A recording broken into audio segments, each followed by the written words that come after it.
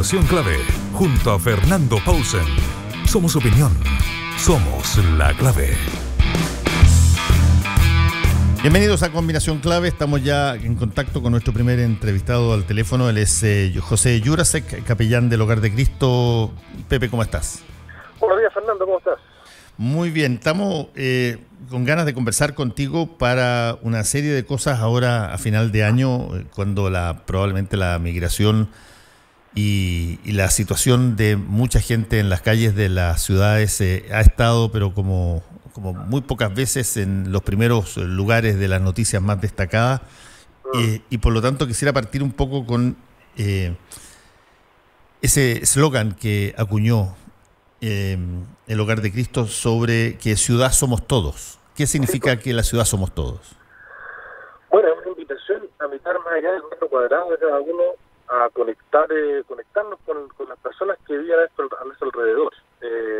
Tenemos poca conciencia a veces de la interdependencia que tenemos unos con otros, y bueno, particularmente en la Navidad, que son días de fiesta, de encuentros de familia. Lo hemos hecho desde hace un par de semanas. Hemos invitado a voluntarios, a personas a participar de los programas del Hogar de Cristo, pero ante todo a levantar la cabeza y mirar un poquito más allá de nuestras propias narices, de alguna manera, que es una tendencia con lo acelerado que es el fin de año. A veces estamos como mirando muy abajo, levantar la cabeza y reconocernos formando parte de la gran ciudad que efectivamente somos, pero ya eso no caemos en la cuenta.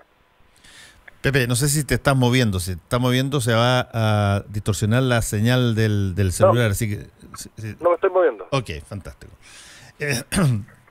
Esto es un tema de muy antiguo, esto de que la ciudad está hace mucho tiempo, las grandes ciudades están tremendamente segregadas, hay barrios para un tipo de gente, barrios para otro tipo de gente, colegios para un tipo de gente, colegios para otro tipo de gente, en fin.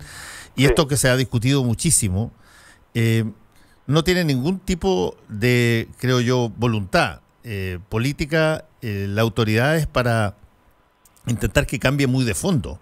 Entre otras cosas porque nosotros, creo, idiosincráticamente los chilenos, le tememos una brutalidad a la diferencia, contrario a lo que se señala cuando hay que explicar cómo puede ser de que alguien, no sé, tenga en su mismo partido a una persona que dice que es pinochetista. La explicación es: la diversidad siempre es bienvenida, pero en la ciudad eso no ocurre así. La diversidad puede ser verbalmente aceptada, pero en la práctica no. Sí, pues, y yo la verdad que no creo que vayamos a promover la integración ni por ley ni por decreto, porque hay de alguna manera tendencias, voy a decir así, naturales, digamos, de segregación.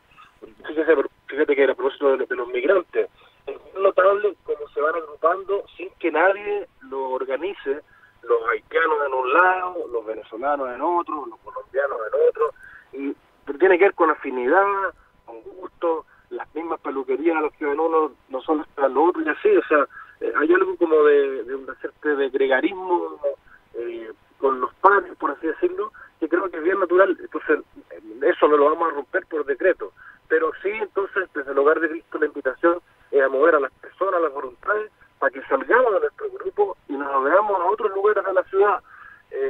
Podemos perfectamente pasarnos una vida entera en el mismo barrio, en el mismo club, en el mismo colegio, y la verdad que se critica mucho a los políticos, particularmente porque, no sé, pues, legislan acerca de educación, de salud, y se me hicieron una encuesta.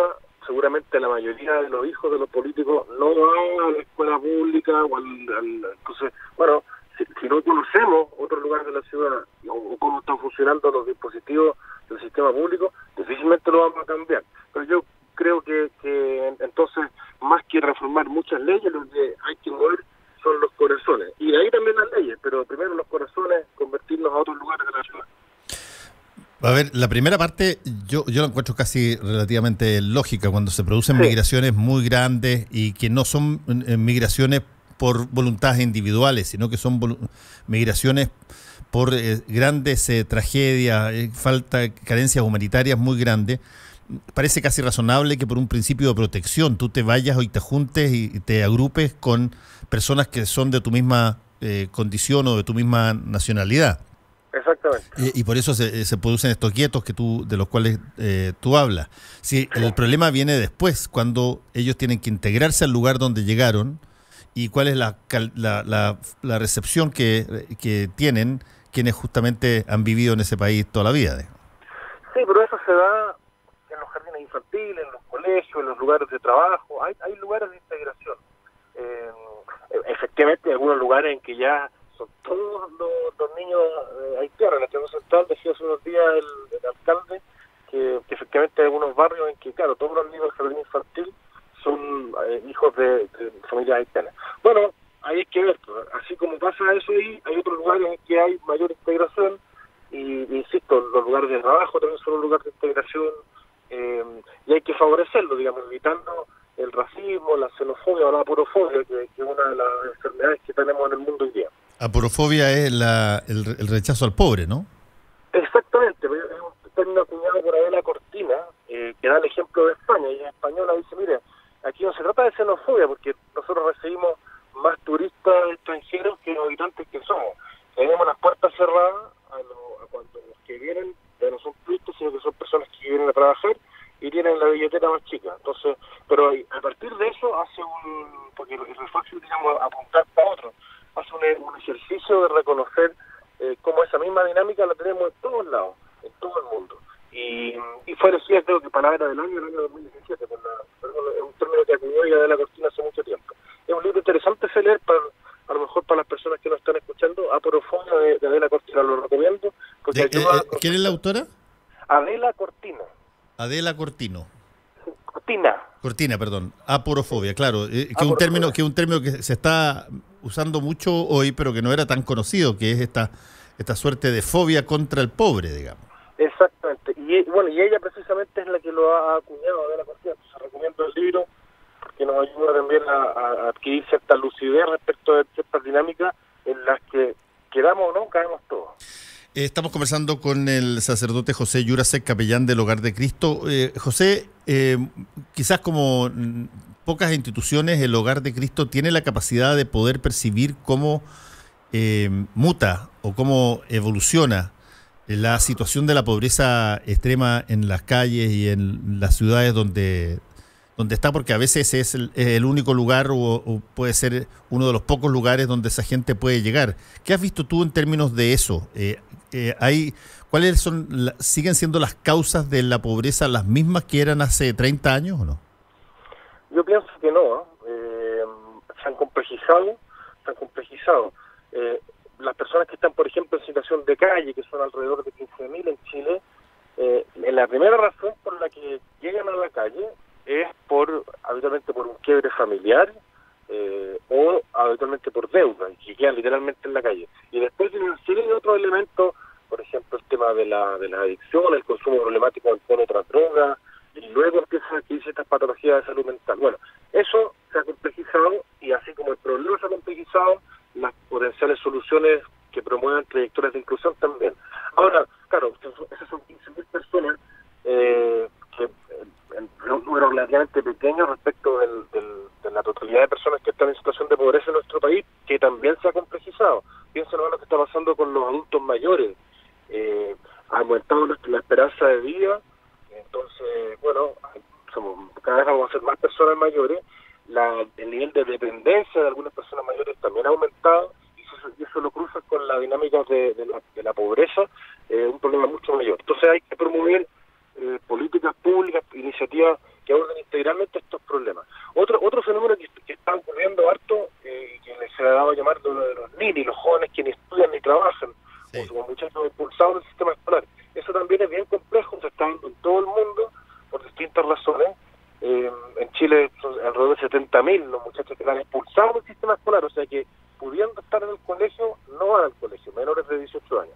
Ahí tenemos un desafío mayor social también, pues, y no necesariamente ellos y sus familias son pobres, en el sentido monetario estrictamente hablando, pero las perspectivas, digamos, del futuro, de su desarrollo, del despliegue de sus capacidades, se ve cortado porque están fuera del sistema escolar. Entonces, bueno, la pobreza o las dinámicas de exclusión se han complejizado.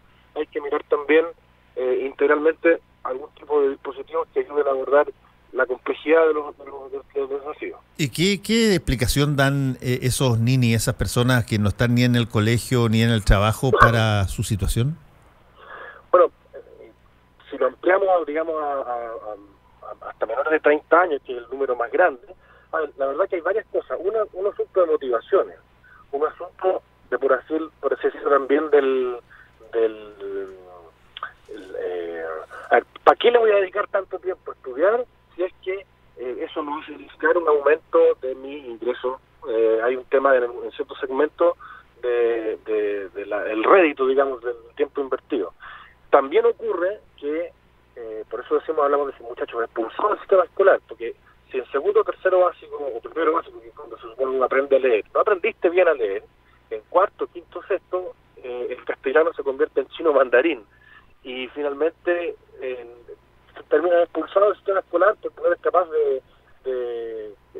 ni siquiera de que se dice en las clases, digamos. Entonces, bueno, ahí hay cuestiones que hay instituciones como Educación 2020, Liceo Educar y otras organizaciones más allá de lo gardelista, a pesar de que tenemos una fundación Súmate que va a crear estas aulas de reingreso para que los muchachos puedan volver al colegio, pero hay muchas iniciativas que se están desplegando y que me parecen dignas de ser destacadas, porque, bueno, mientras más personas estén mirando estos problemas, mejores van a ser las soluciones, y ojalá que la autoridad política, la autoridad del Ministerio de Educación sean capaces de abordarlos también.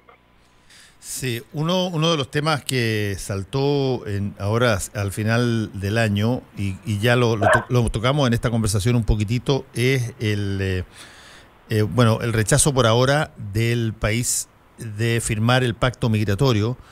Sí. Y me gustaría un poco, la realidad migratoria, según ustedes la tienen establecida, ¿dónde radican las principales dificultades de esa realidad? Tú hablabas de que las personas se juntan, los haitianos aquí, los venezolanos allá, pero ¿los problemas que tienen son exactamente del mismo orden? O, por ejemplo, un venezolano que tiene, no sé, una profesión, o un haitiano que incluso puede hablar fluentemente el español, tiene ventaja respecto al resto de sus congéneres. Sí, hay un tema que es muy difícil y que se habla poco, que tiene que ver con la convalidación de estudios o de títulos. En general, lo que está ocurriendo es que las personas que llegan a Chile tienen mayor nivel de escolaridad y muchos de ellos son profesionales, pero esos títulos no son necesariamente reconocidos, o el proceso de apostillar los títulos y de reconocerlos es muy lento en Chile. Por las razones que sean, en algunos casos porque no hay convenio, o en otros casos porque tenemos esa idea de que los títulos de otros lados como que valen menos que los chilenos. Entonces, bueno, en el caso de los médicos está el examen que hay que hacer, pero en el caso de otras profesiones pasa que ese proceso es muy difícil. Entonces, claro, la mayoría de las personas que vienen terminan o en el comercio informal o taxistas, y son personas que tienen experiencia, que han estado calificadas. Hay un tema que es grave. Y que digamos que hay que buscarle alguna solución porque podrían eventualmente ser un mayor aporte de los migrantes si es que pudiéramos reconocer sus títulos. Sí, todo lo otro tiene que ver con la primera acogida. Pasa que hay pocos dispositivos de primera acogida a la persona que llega, entonces dicen los estudiantes nacionales que es primera acogida que te permite encontrar un trabajo, encontrar un buen lugar para vivir, una casa. Cuando eso se hace dificultoso, se hace mucho más dificultosa la inclusión, y es bien obvio, porque claro, si la primera acogida no es muy buena, entonces creo que hay dos temas en los que hay que avanzar, y que ojalá la lógica del gobierno sea ayudar a que esos procesos de integración e inclusión social de los migrantes sea posible, porque de lo contrario generamos un problema, digamos, más que algo que sea beneficioso para todos. Estamos conversando con José Yurasek, capellán del Hogar de Cristo. Déjame llevarte a tu otra organización, que es un poco más macro, José.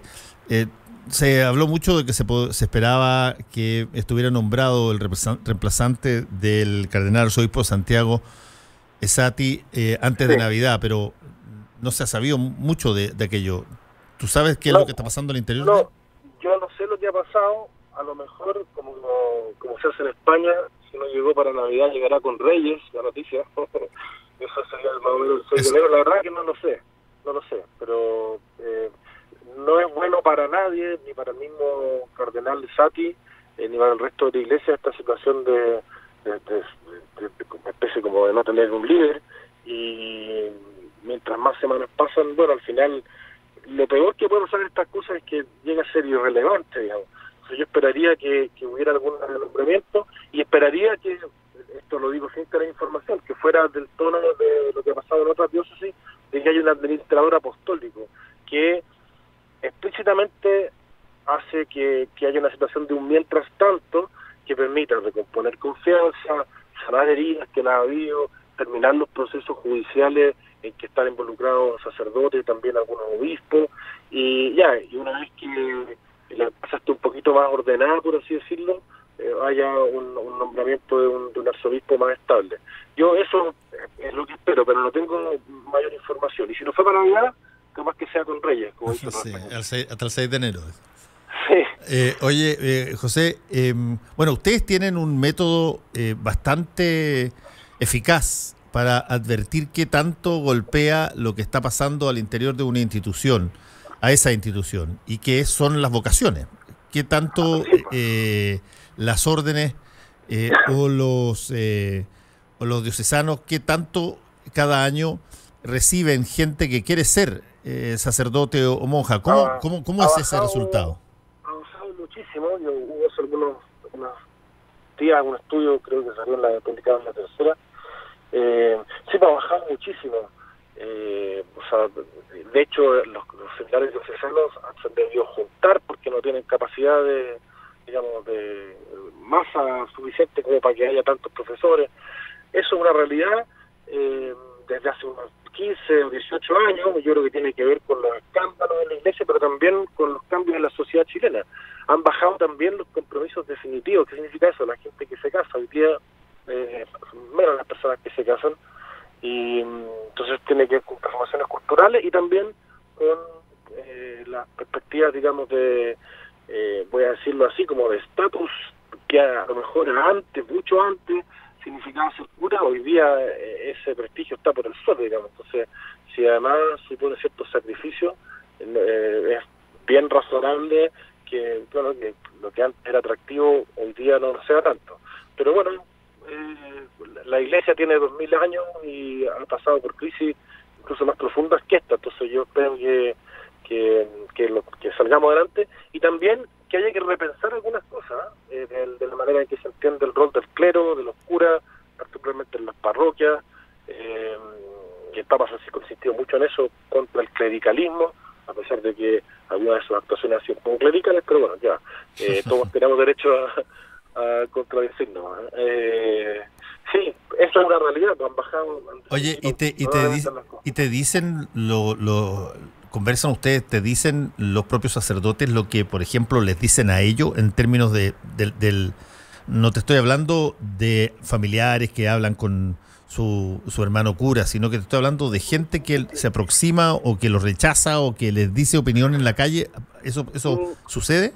A mí no me ha pasado porque ando por la calle, no ando con cuello de mano, digamos, entonces, salvo que alguien me conozca, no se dan cuenta. En general he recibido muchas expresiones de apoyo y de cariño: padre, vamos a salir de esta,